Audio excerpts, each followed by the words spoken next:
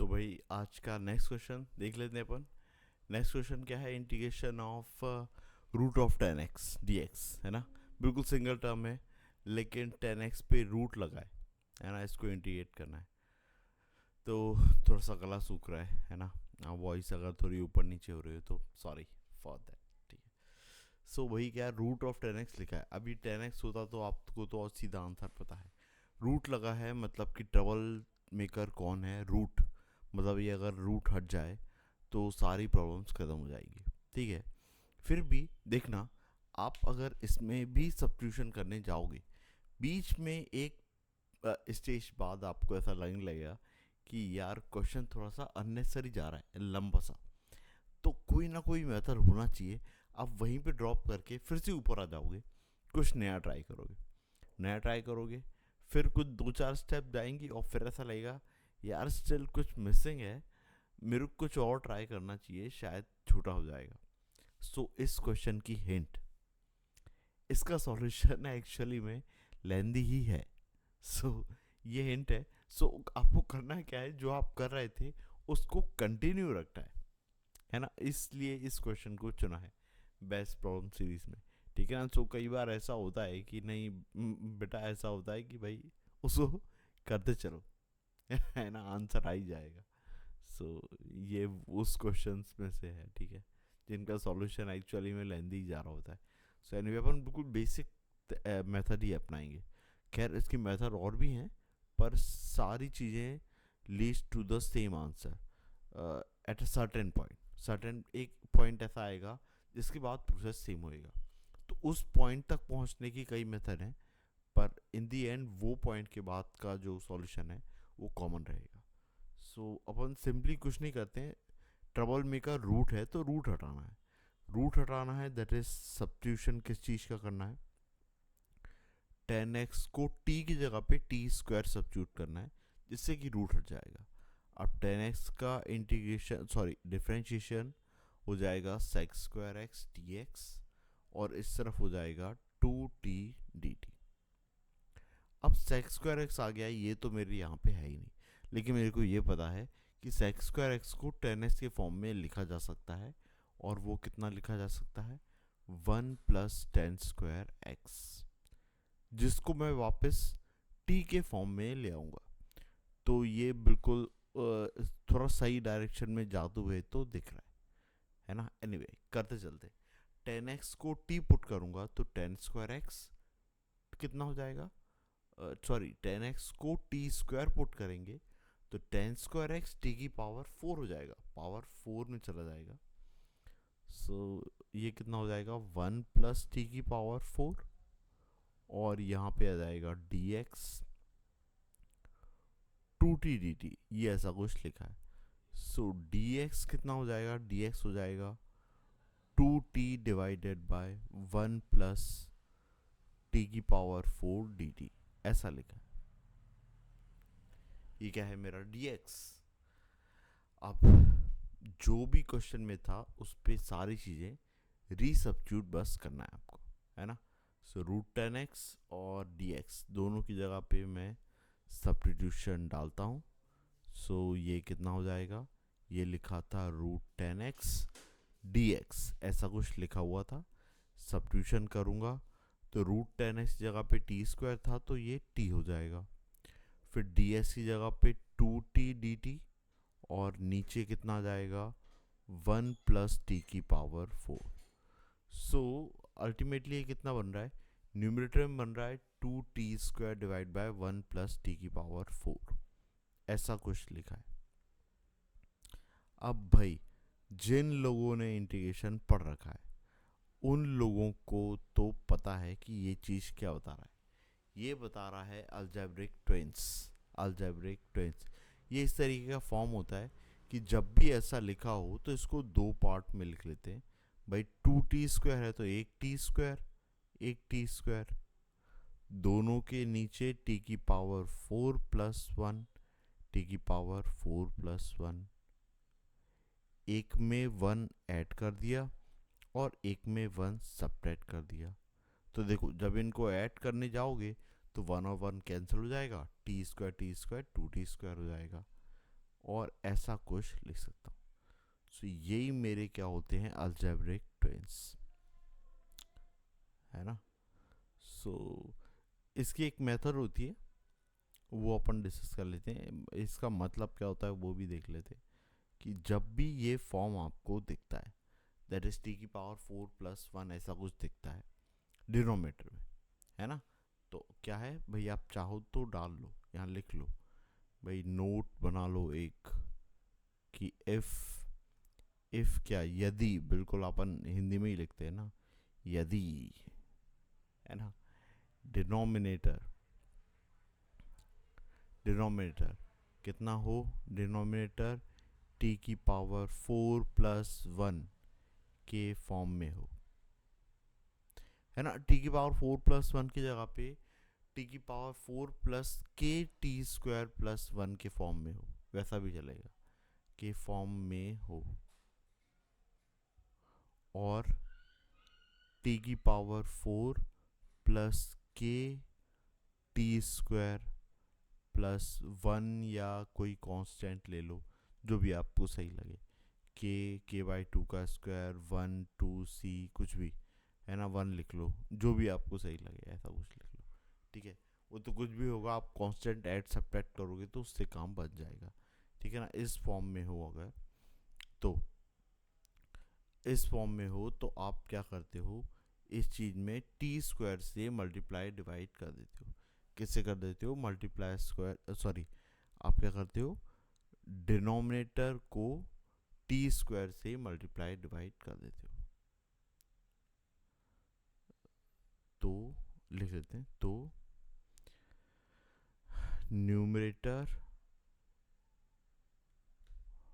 और denominator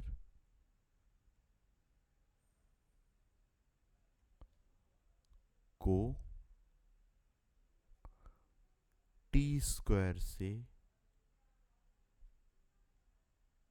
divide करना होता है,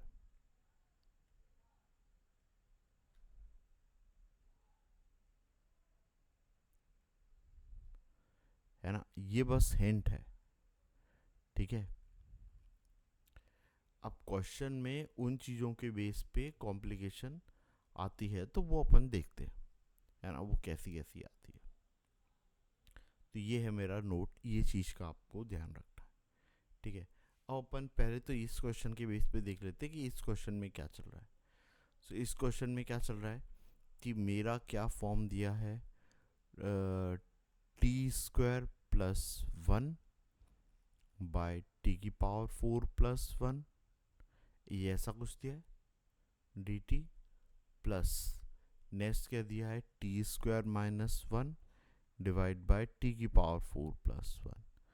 दोनों में मैं क्या करूं, दोनों में अगर मैं t² से डिवाइड करूं न्यूमरेटर और डिनोमिनेटर को, तो ये कितना बन जाएगा, ऊपर बन जाएगा, पहले वाले में ऊपर बन जाएगा 1+1/t², ऐसा कुछ. नीचे कितना बन जाएगा, t² + 1/t², ये ऐसा कुछ dt के साथ में. सेकेंड वाला क्या बन जाएगा, 1 - 1/t², और डिनोमिनेटर में क्या बन जाएगा, t² + 1/t². ये ऐसा कुछ आपका बन रहा होगा, है ना, ऐसा कुछ बनेगा. यही मेरा इंटीग्रेशन बन रहा है. अब क्या ध्यान में रखना है, न्यूमरेटर वाला जनरली मैं ऐसा एज्यूम करता हूँ, या मेरे को लाने की भी ऐसी फीलिंग होती है कि जो न्यूमरेटर हो वो मेरा f' बन जाए, है ना. जो अपनी सोच होती है वो ऐसा होती है कि काश मेरा न्यूमरेटर f' होता. तो f(x) में न्यूमरेटर या डिनोमिनेटर दोनों जगह पे सर्च कर सकता हूँ. अभी अगर 1+1/t² मेरा क्या होता, f' होता, क्या होता, f', है ना. तो f(x) क्या होता वो अपन देख लेते हैं. सो अपन ने डाला कि 1+1/t² है, इसका मतलब मेरे को क्या सोचना है, t - 1/t, ऐसा सोचना है, ठीक है. देखो t को डिफ्रेंशिएट किया तो कितना है 1, और -1/t को डिफ्रेंशिएट किया तो कितना आ गया, +1/t²। तो इसका मतलब डिनोमिनेटर में क्या चाहिए, t-1/t चाहिए। क्या चाहिए, t-1/t। ठीक है, अब t-1/t मिलता कैसे, t-1/t मिलता है t² + 1/t² -2 से। इस चीज को देखोगे तो दैट इज t-1/t का होल स्क्वायर होता है ना। सो t² + 1/t² तो लिखा ही हुआ है, -2 में कर दूंगा तो -2 + 2 कर दूंगा तो काम बन जाएगा, है ना। सेम चीज अगर मेरा लिखा हुआ है 1-1/t², अगर ऐसा लिखा है तो ये क्या हो रहा होगा, t + 1/t को अगर मैं सब्स्टिट्यूट करूंगा, कुछ भी u सब्स्टिट्यूट किया तो क्या हो जाएगा, t का डिफरेंशिएशन दैट इज 1 और 1/t का डिफरेंशिएशन दैट इज -1/t²। अब t + 1/t कैसे मिलता है, t² + 1/t का स्क्वायर एंड +2। ये चीज मेरे को t + 1/t का होल स्क्वायर दे देगा, है कि नहीं, समझ में आ रहा है ना। सो इस तरीके से मेरे को सोचना होता है ना। ये अलजेब्रिक ट्विंस में होता है ऐसा, ठीक है। तो अभी देखो पहले वाले में 1 + 1/t² दिख रहा है, मतलब t-1/t को u पुट करने का सोच रहा हूँ, तो इसका मतलब -2 करना है और +2 करना है। सो पहले वाले में देख लेते हैं, पहले वाले में थोड़ा इसको नीचे कर लेते हैं, है ना, ऐसा, ठीक है। सो पहले वाले को अपन देख लेते हैं, 1 + 1/t² ऐसा लिखा है, और नीचे क्या लिखा है, t² + 1/t² ऐसा लिखा है। फिर -2 किया और +2 किया, -2 +2 दोनों किया, जैसे -2 को मैंने साथ में ले लिया। और उसके बाद में इधर सेकेंड पार्ट में दैट इज 1 - 1/t² ऐसा लिखा है, और नीचे t² + 1/t² +2 ये है, और -2 ये ऐसा, ये dt, ठीक है, ऐसा कुछ चल रहा है। अब ये देखिए, इधर वाला बन गया t - 1/t का होल स्क्वायर, इधर बन गया t + 1/t का होल स्क्वायर। सो ये चीज़ें क्या बन रही हैं, ऊपर बन रहा है दैट इज 1 + 1/t² dt, और नीचे कितना बन रहा है, नीचे बन रहा है t - 1/t इसका होल स्क्वायर प्लस 2 लिखा है, जिसको मैं √2 का स्क्वायर लिख सकता हूँ, बिल्कुल लिख सकता हूँ, है ना। और नेक्स्ट वाला क्या बन रहा है, 1 - 1/t का स्क्वायर dt, और नीचे कितना बन रहा है, t + 1/t का होल स्क्वायर और -√2 का होल स्क्वायर। ये ऐसा कुछ लिखा हुआ है। होपफुली इतनी चीज समझ में आई हो। अब t - 1/t की जगह पे अगर u पुट कर दूं, है ना, t - 1/t की जगह पे u पुट कर दूं, और यहाँ पे t + 1/t इसकी जगह पे v पुट कर दूं, तो देखिए ये क्या बन जाएगा, ये ऐसा कुछ बन जाएगा, ऊपर आ जाएगा dv, क्योंकि इसका डिफरेंशिएशन मेरे को क्या दे देगा, u का दे देगा du, सॉरी पहला वाला du, और इसका दे देगा क्या, ये तो मेरा u था, तो ये तो डायरेक्टली मतलब t - 1/t को u पुट किया है ना, तो ये कितना बन जाएगा, इसका बन जाएगा 1 + 1/t² dt, जो कि ऊपर लिखा हुआ है ना, उसकी जगह पे du पुट कर दूंगा मैं। सो नीचे कितना बन जाएगा, u² + √2 का होल स्क्वायर, और नेक्स्ट वाला दैट इज dv, और डिनोमिनेटर में कितना बन रहा है, v का स्क्वायर -√2 का होल स्क्वायर। अब ये तो बिल्कुल स्टैंडर्ड फॉर्म है, पहला वाला 10 वर्स वाला है और सेकंड वाला लॉग वाला है। सो नीचे वाला क्या, पहला वाला क्या लिखा है, 1/x² + a², जिसका होता है 10 verse x/a, 1/a 10 verse x/a ऐसा, और सेकंड वाला होता है 1/2a ln x minus a divide by x plus a. So बस इसके इंटीग्रेशन लिख लेते हैं। So 1/√2 tan inverse of u by a that is √2, है ना। और नेक्स्ट वाला दैट इज 1/2a, तो 2√2 ln x मतलब v और v minus √2 divide by v plus √2, यह है प्लस c। सो ये फाइनल इंटीग्रेशन आया है इतनी मशक्कत करने के बाद। स्टिल अभी ख़त्म नहीं हुआ है ना। सो मैं तो ख़त्म करने वाला हूँ इसको, ठीक है ना। मैं तो जो रीसब्स्टिट्यूट करने वाला है पार्ट वो मैं आपको ही देने वाला हूँ, कि आपको लिखने वाला हूँ यहाँ पे कि भाई वेयर यू क्या था भाई, यू था मेरा यू मेरे ख्याल से t-1/t था, है ना। और v जो था वो था t+1/t, जिसमें t था √10x, ठीक है। और यहाँ पे भी t कितना था, √10x। तो आपको समझ में आ रहा है भाई यही है आंसर एक्चुअल में, और काफ़ी लेंथी है। सो ऐसा नहीं है कि आप गलत जा रहे थे, आप सही जा रहे थे, बस आप कुछ थोड़ी स्टेप के बाद थोड़े से होपलेस हो गए थे बस। सो आपको करना कुछ नहीं था, जस्ट आपको कंटिन्यू रहना है ना। कई बार बस आप करते चलो और आंसर आ जाता है, वो लेंथी होते ही हैं, नेचर उनका ऐसा कैलकुलेटिव होता ही है। क्योंकि इन जनरल जो आपके आईआईटी एडवांस के क्वेश्चन होते हैं, इवन मेंस में भी अभी 3 पार्ट से ही बनते हैं, ऑब्जर्व एनालिटिकल, कंसेप्ट एनालिसिस और कैलकुलेशन, ठीक है ना। सो कंसेप्ट वाला पार्ट अगर क्लियर है कि यार इसमें कंसेप्ट क्या लगने वाला है, सब्स्टिट्यूशन किस टाइप का, और एनालिसिस वाला पार्ट, एनालिसिस मतलब कि किस डायरेक्शन में जाना है, इनिशियल स्टेज क्या होगी, फॉर्मूला क्या होगा, मतलब आपने स्क्रिप्टिंग कर ली है कि ऐसा ऐसा जाना है और शायद मेरा आंसर आ जाएगा, है ना। तो बाकी जो पार्ट होता है दैट इज कैलकुलेशन। तो अगर उसका एनालिटिकल पार्ट ज़्यादा है तो कैलकुलेशन वाला पार्ट कम होएगा, है ना।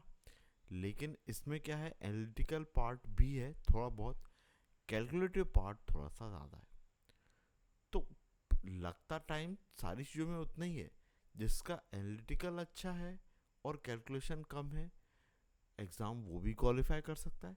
और जिसका कैलकुलेशन बहुत अच्छा है, एनालिटिकल बहुत ज़्यादा वीक नहीं होना चाहिए, अच्छा तो होना चाहिए डेफिनेटली, है ना, लेकिन उतना अच्छा नहीं है, बहुत स्ट्रांग नहीं है, तो फिर भी अबो एवरेज है, तो वो लोग भी कर सकते हैं। उनका कैलकुलेटिव, तो ये वाला कैलकुलेटिव वाला था, है ना, ज़्यादा कैलकुलेशन है। हाँ भाई t-1/t यू था, ठीक है। फाइनल आंसर यही है भाई, final answer. So it's a long way, है ना, टू सॉल्व दिस क्वेश्चन, ठीक है। सो अपन ने अलजेब्रिक ट्विंस के बारे में भी देखा, डिनोमिनेटर इस तरीके से होना चाहिए। देखो डिनोमिनेटर में अगर t की पावर 4 प्लस के टी स्क्वायर प्लस 1 भी आ गया, टी स्क्वायर से डिवाइड करोगे तो पहला वाला टर्म, ये पहला वाला रेड वाला लेते अपन, है ना, मार्कर कहाँ गया, ये रहा, ऑरेंज वाला लेते हैं, चलो ठीक है। so, ये वाले को करोगे तो ये टी स्क्वायर बन जाएगा, ये 1 बन जाएगा, और ये 1/t स्क्वायर बन जाएगा। तो T square plus 1/t square, ये मेरा फॉर्म बन गया। अब -2 और +2 करना है, ये आपके हाथ में, ठीक है ना। सो आपका रिमेनिंग टर्म क्या बच रहा होगा, या तो k+2 बच रहा होगा या k-2 बच रहा होगा, उस पर रूट लगा देना और स्क्वायर कर लेना, वापस 2 टर्म से बन जाएगा। एक तो अपना tan इनवर्स और दूसरा लॉग वाला। सो इससे एक और चीज़ समझ में आई कि कई बार ऐसा होगा कि इस तरफ, इस साइड, LHS साइड आपको कोई अननोन फंक्शन दे दे, जैसे कि px टाइप से, और आउटपुट में इक्वल टू में वो 2 चीज़ें डाल दे। चलो लास्ट में लिख लेते हैं, लास्ट में यहाँ पे लिख लेते हैं कि वो ऐसा कुछ डाल दे कि इंटीग्रेशन ऑफ px dx और इस तरफ आउटपुट में डाल दे tan inverse of some function a into plus b into l n of some function plus c. तो आपको समझ में आ जाएगा भाई कि इस टाइप का फॉर्म कैसे ही बनता है जब पी एक्स मेरा टी की पावर 4 वाले इसमें जा रहा होगा, डिनोमीटर टी की पावर 4 वाले में जा रहा होगा। ठीक है, अब ऊपर अगर 2t² है, कितना है 2t², तो बीच में प्लस आ जाता है। और ऊपर 2t² की जगह पे एक कांस्टेंट नंबर हो तो बीच में माइनस आ जाएगा। ठीक है, सो क्वेश्चन इस तरीके से भी क्रिएट हो सकता है और आप इस तरीके से भी सोच सकते हो।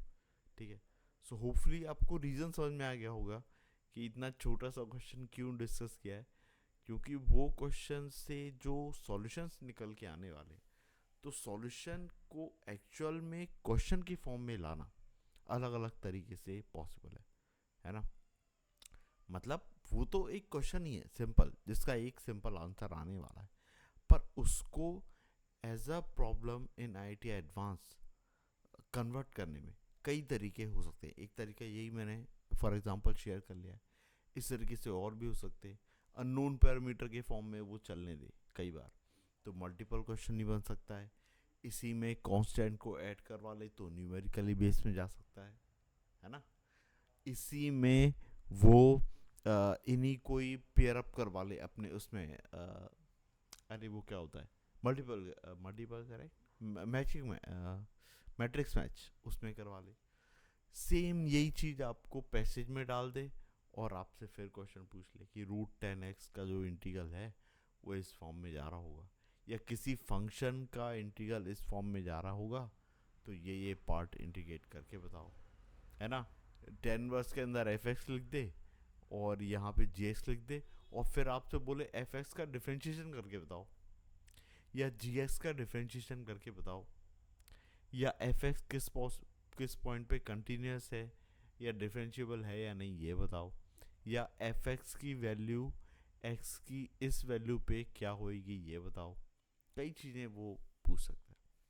तो इससे पहले आपको वो चीज़ पता होना चाहिए ना कि अलजेब्रिक ट्विंस क्या होता है, या √10x का इंटीग्रेशन का प्रोसेस क्या होता है।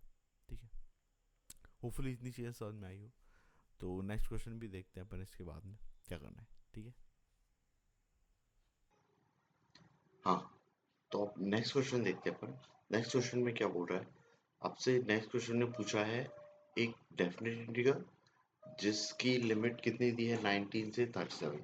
ठीक है, और इसके अंदर जो लिखा है वो फ्रैक्शनल पार्ट का स्क्वायर लिखा है। ठीक है ना। सो अल्टीमेटली यही मेरा ट्रबल मेकर है ना, कि यही आपको दिक्कत देगा कि ऐसे इंटीग्रल को सॉल्व कैसे करना है ना।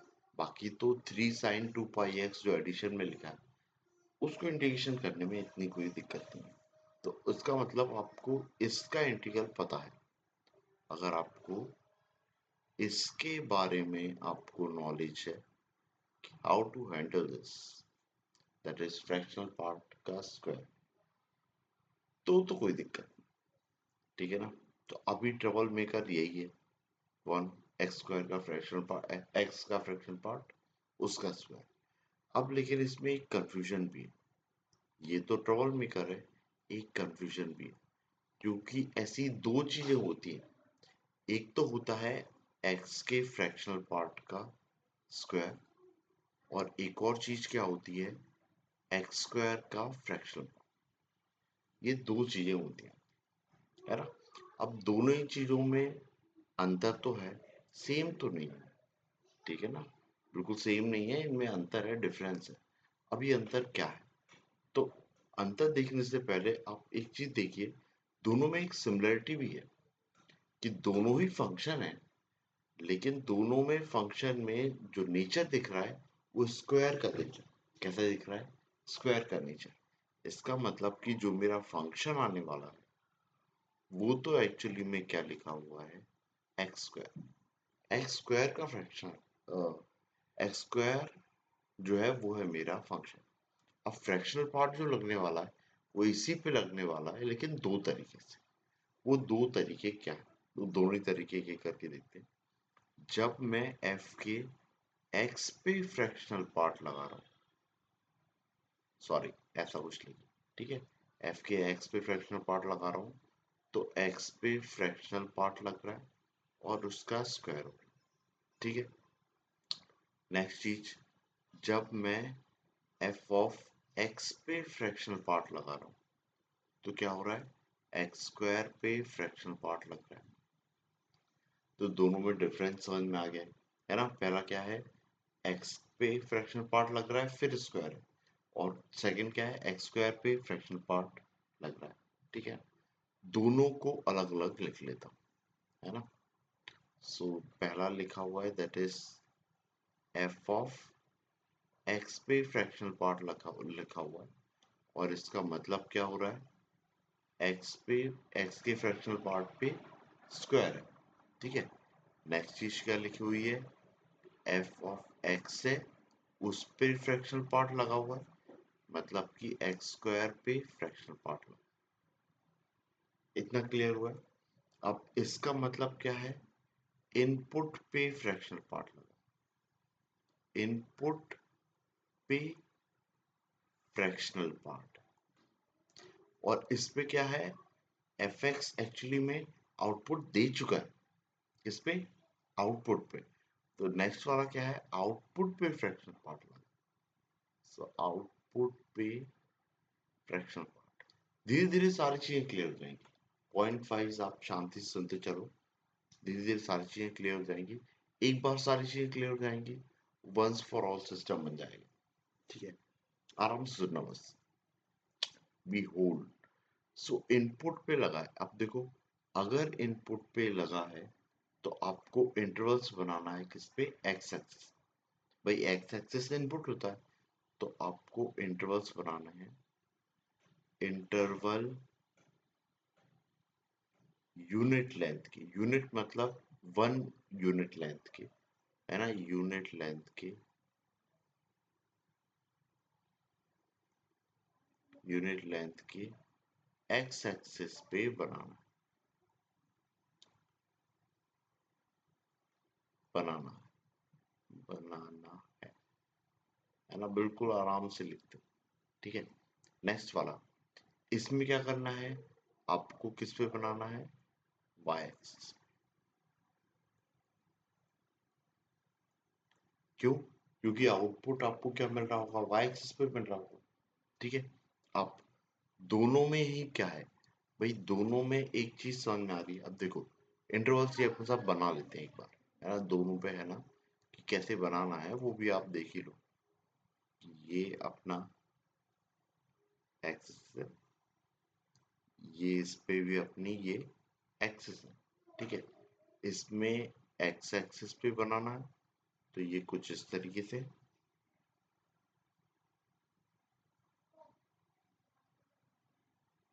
है ना, सेम नेगेटिव पे बना लो, ठीक है।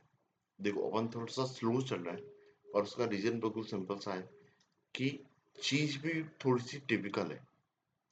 अगर ये चीज जल्दी जल्दी में आपको नहीं समझ में आई तो वो कंफ्यूजन बना ही रह जाएगा, और एकदम से जब भी नया क्वेश्चन आएगा इस पे और आप वापस से कंफ्यूज हो जाओगे, एक बार कंफ्यूजन, फिर पेपर में वो चीज बिगड़ जाती है, क्योंकि आपका टाइम जा रहा होता है, अटेम्प्ट करूं या नहीं करूं, अटेम्प्ट करूं या नहीं करूं, क्योंकि आप श्योर नहीं हो कि करना क्या था। तो आप प्लीज करना क्या था उस पे एक बार थोड़ा शांति से कंसंट्रेट कर लो, तो फिर आपको पेपर में डाउट नहीं आएगा, है ना। सो ऐसे करके वाई एक्सिस पे इंटरवल बना रहे। अब इसके बाद में भाई इसमें क्या समझ में आया कि जब मैं ऐसा लिख रहा हूं,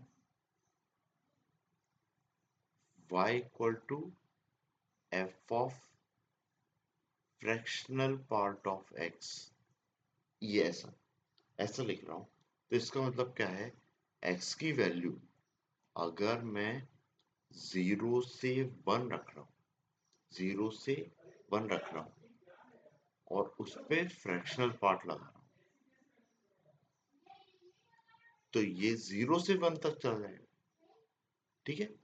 अब अगर यही चीज मैं 1 से 2 रख दूंगा और इस पे फ्रैक्शनल पार्ट लगाऊंगा तो ये चीज भी किस में रिड्यूस हो जाएगी, 0 से 1 पे चला जाएगा, ठीक है। अब ये चीज अगर मैं 2 से 3 रख दूं, इस पे फ्रैक्शनल पार्ट लगा दूं, तो ये चीज भी कहां से कहां तक चली जाएगी, 0 से 1। क्या ये चीज समझ में आ रही है?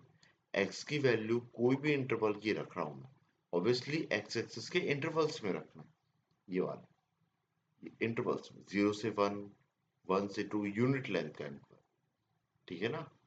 और ये चीजें मेरे को किस में दे देंगी, एक्स पे जैसे ही मेरा फ्रैक्शनल पार्ट लगेगा तो सब कुछ आ जाएगा 0 से 1।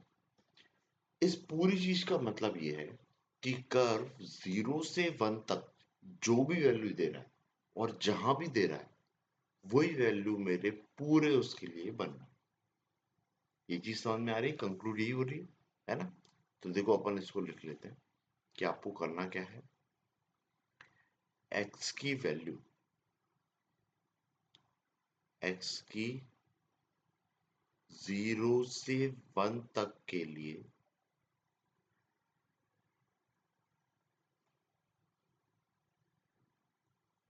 एफ एक्स की जो भी वैल्यू मिल रही है, एफ एक्स की जो भी वैल्यू मिल रही है, जो भी वैल्यू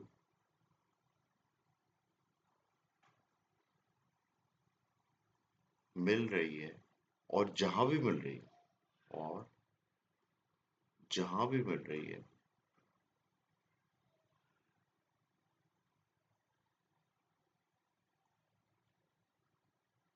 वहीं पे रिपीट करना है, वहीं पे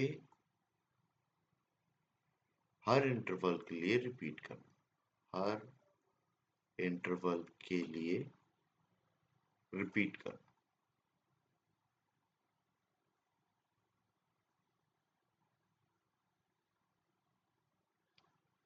है ना।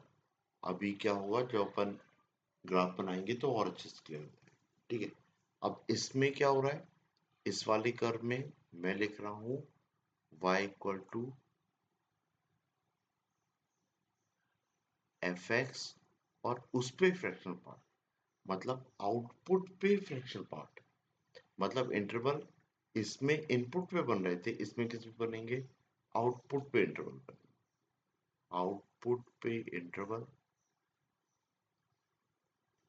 मतलब आपको क्या करना है, एक्स के इंटरवल मैटर नहीं करते, तो आप लिख लो भाई एक्स के इंटरवल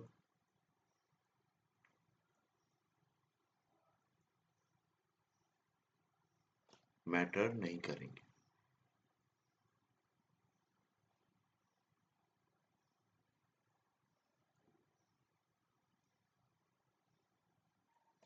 ठीक है। इतना क्लियर है। अब इसके बाद में आपकी y की वैल्यू, y की, y के इंटरवल्स में हर एक इंटरवल में जो भी आउटपुट आ रहा है y के, इस बार उसमें x का लिया था, इसमें y के हर इंटीजर इंटरवल के लिए, हर इंटीजर, हर इंटीजर इंटरवल के लिए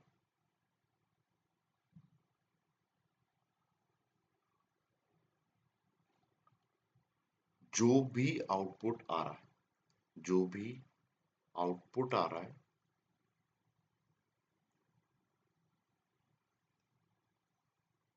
उसको शिफ्ट करना है, उसको शिफ्ट करना है कहाँ पे,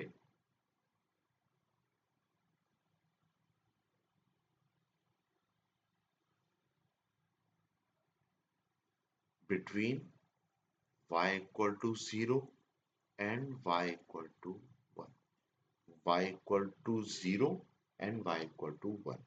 अब ऐसा क्यों, y equal to 0 and y equal to 1 क्यों, क्योंकि फंक्शन पे फ्रैक्शनल पार्ट लगा है। मतलब फंक्शन की वैल्यू जो भी आएगी वो फाइनली फ्रैक्शनल पार्ट में होके 0 से 1 के बीच में आ जाएगी। मतलब पूरा कर्व सिर्फ y और 0 के और 1 के बीच में बनेगा। तो क्या होगा, पूरा कर्व, पूरा कर्व सिर्फ दो लाइन के बीच में बनेगा, y equal to 0 and y equal to 1 के बीच में बनेगा।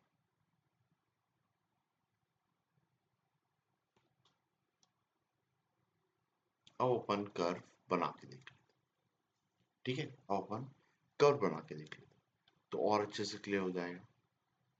अब देखो ये ऐसा बना हुआ है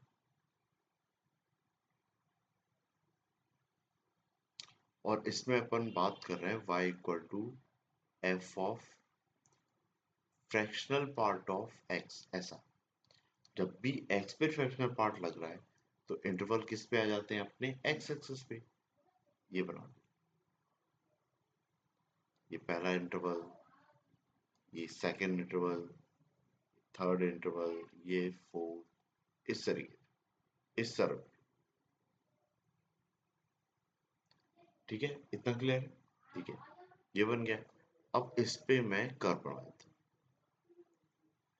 ठीक है, so ये कर्व मैं ऐसा बनाता हूँ।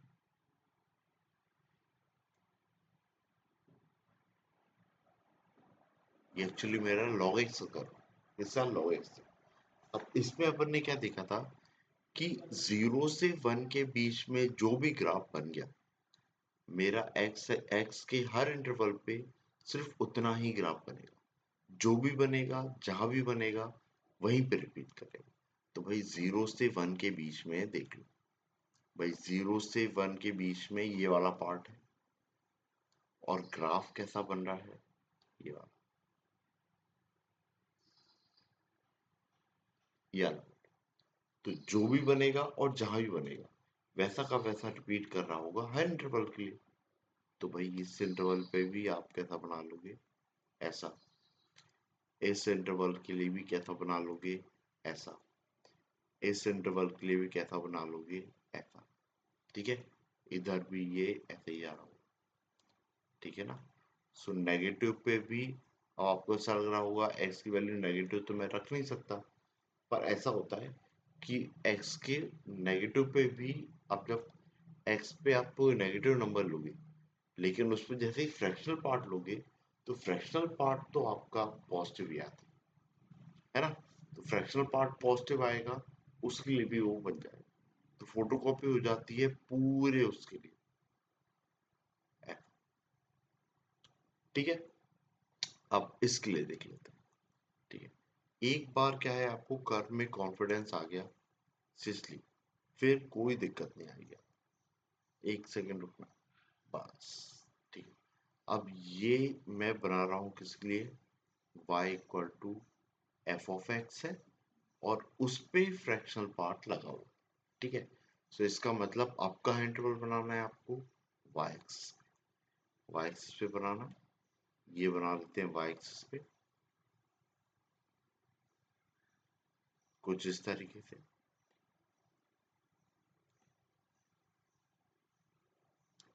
ये इंटरवल, ठीक है ना। अब इस पे मैं एक कर्व बना देता हूँ, इस पे e की पावर x का कर्व बना देता हूँ।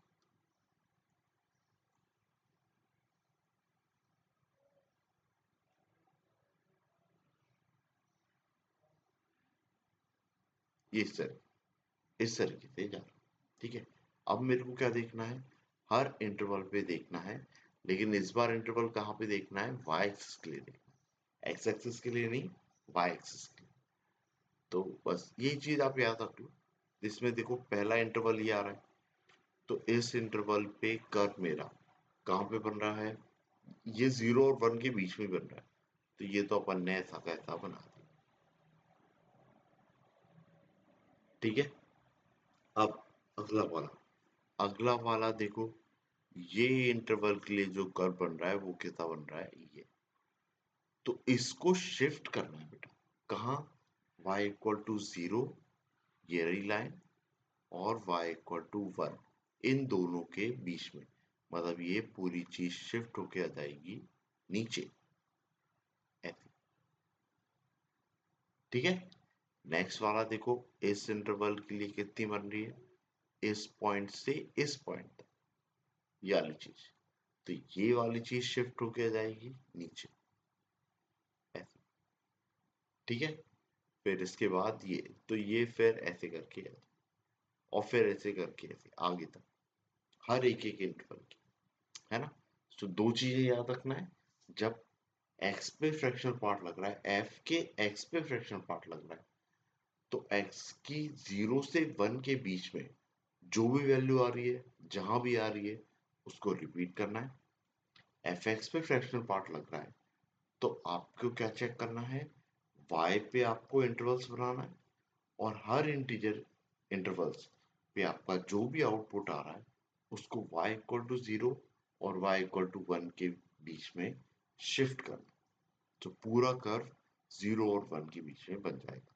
तो ये दोनों चीज के लिए आपको समझ में आ गया, ठीक है। अब अपन अपना कर लेते हैं क्वेश्चन।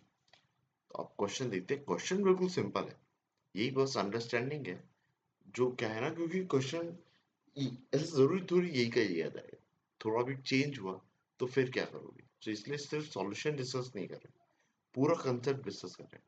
इसलिए 10 बेस्ट प्रॉब्लम की सीरीज है, ठीक है। मैं सीरियसली बता रहा हूँ, क्वेश्चन बिल्कुल डिफिकल्ट नहीं है, पर अगर आपको इसमें कोई वेरिएशन मिलता है तो आपको उसको भी हैंडल करते आना चाहिए, है ना। इसलिए बिल्कुल उस क्वेश्चन को चुना है, इसलिए उसको, मतलब ये उसके पीछे का पर्पस था बस, ठीक है। सो अपन देख लेते हैं, दो पार्ट है अपने।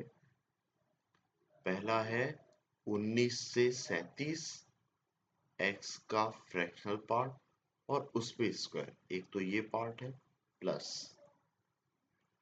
19 से 37 सेकंड है, that is 3 times of sine 2 pi x, और इस पे है dx। तो जो साइन वाला है ना, ये तो आपका जीरो होने वाला, टेंशन मतलब, ठीक है। ये वाली चीज ऐसी दिख रही है कि इसमें क्या देखा था, जो 0 से 1 के लिए आउटपुट देगा सारे इंटरवल के लिए वही देगा।